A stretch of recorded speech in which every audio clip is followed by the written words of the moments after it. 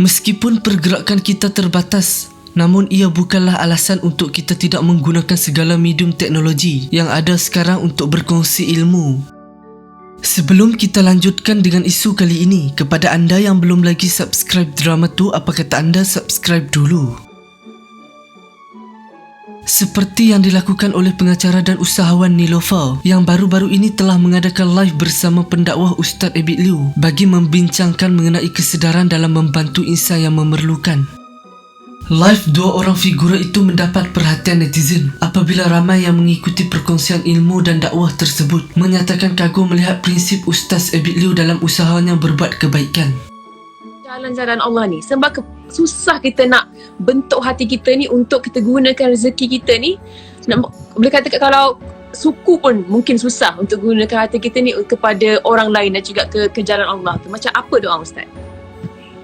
Saya daripada 12 tahun, cita-cita saya doa, ya Allah, jadikan saya ni matahari kebaikan buat manusia. Orang melihat saya, beri dia kebaikan, bahagia. Orang mendengar percakapan saya doa pada kecil, beri dia bahagia, gembira. Dulu saya sesat, sedih, susah, lapar, ada orang sayang saya. Tolonglah temu saya dengan orang lapar, orang sakit, orang susah. Orang-orang yang baik yang mereka tak minta-minta, temukan saya dengan mereka supaya saya dapat bantu mereka. Sebab tu kalau saya tengok orang, kadang-kadang orang cakap dia jahat ke, maaf, kadang orang kata, Ustaz kenapa tolong dia? Dia jahat, dia tak guna, maaf.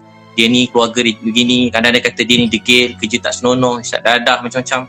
Saya selalu cakap, kalau betul dia isap dadah, kalau betul dia tak guna, kalau betul dia ni jahat, kalau betul dia begini. Kalau betul lah. Tapi saya yang konon-kononnya ustaz, berceramah, berjanggut, hari-hari cakap agama, kebaikan. Kalau saya tak tolong dia, apa saya nak jawab depan Allah nanti? Saya selalu fikir, bukan soal dia hidup ni. Hidup ni sebenarnya soal kita. Apa yang kita beri dalam hidup. Tugas kita bukan nak nilai orang baik atau jahat. Tugas Nabi Muhammad bukan kata haram halal sahaja.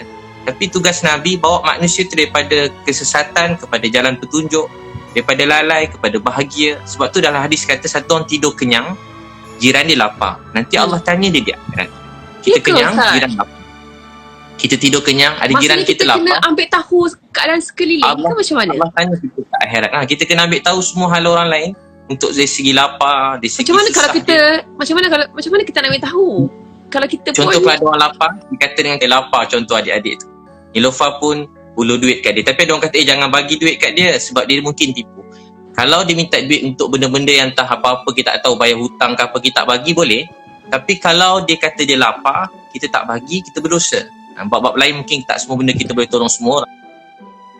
Antara intipati di dalam live tersebut, meskipun ramai yang mengecam kita, namun tetapkan hati hanya pada Tuhan kerana di dunia ini kita hidup mencari redha ilahi, bukan untuk memuaskan hati manusia semata-mata. Malah Ustaz Abid meluahkan rasa untuk melihat kesemua manusia mendapat keselesaan dalam hidup dan ada tempat bergantung. Banyak Ustaz kat semua ini. Ya akhiral akhirin, ya zal quwwatil matin wa ya rahimal masakin, ya arhamar rahimin. Ya Allah, Tuhan kami yang sangat sayang. Tak ada siapa yang pernah sayang kami seperti mana Kau sayang. Ya Allah, ampunkan dosa-dosa kami, mak ayah kami, isteri kami, keluarga kami. Pandang kami kasih sayang belas rahmat, ya Allah. Kami tahu ujian ni sebab Engkau sayang kami.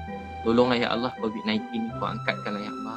Kau hilangkan ya Allah, sungguh sihat. Kembalikan kami seperti hidup kami sedia kala ya Allah.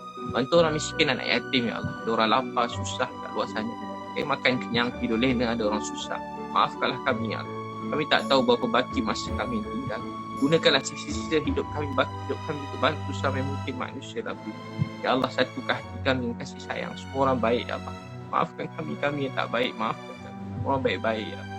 Satukan hati yang kami kasih sayang. Satukan hati kami seluruh rakyat Malaysia ni, seluruh dunia ya Allah dengan kasih sayang. Ya Allah, Nabi Muhammad dah tak ada ya Allah. Kami rindu kat Nabi. Ya Allah, Nabi Muhammad susah dah pergi ya Allah. Ya Allah, kami rindu kat Nabi. Hari kami cerita pasal Nabi. Tapi akhlak kami tak macam akhlak Nabi. Maafkanlah kami, jangan tolak. Maafkan. Kami cuma nak Kau redha, sayangkan, bantu kami. Bantu orang miskin, anak yatim. Ya Allah, bantu orang miskin, anak yatim. Maafkanlah kami. Kami lemah dan kami mengadu pada Kau. Tolonglah kami. Ya Allah, mudahkan berkat ke rezeki kami. Berikan mungkin kekayaan di sisi. Supaya kami dapat bantu saya mungkin manusia dalam dunia. Jadikan matahari hidayah. Orang melihat kami dapat kebaikan Islam. Orang mendengar cakapan kami, lihat tingkah laku kami, beri mereka Islam. Wahai Allah, bantu kami semua, jangan tolak kami. Ya Allah, satukan hati kami kasih sayang. Mudahkan hidup kami, berkatkan rezeki kami. Beri kami menjadi sumber matahari hidayah buat semua manusia dalam dunia sampai kiamat. Ya Allah, rahmatilah kami. Yang sakit kau sembuhkan, yang sedih kau bahagiakan, ada masalah kau permudahkan. Ya Allah, bantu kami semua ya Allah. Bantulah kami ya Allah, rahmati kami, hajat-hajat kami yang baik dunia akhirat kau kabulkan. Ya Rasulullah, alhamdulillah alamin.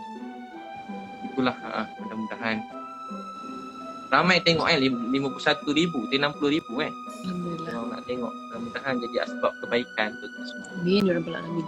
Terima kasih banyak Ustaz. Terima kasih, terima kasih banyak. Semoga live Maaf tu. yang pertama Ustaz ni dapat memberi manfaat dan inspirasi kepada banyak orang insya-Allah. Amin. Ustaz Abid menggunakan kesedihan yang ada di dalam jiwanya untuk mengadu dan berdoa kepada Allah, kerana hanya Allah teman kita berserah dan sentiasa mudah memaafkan orang lain.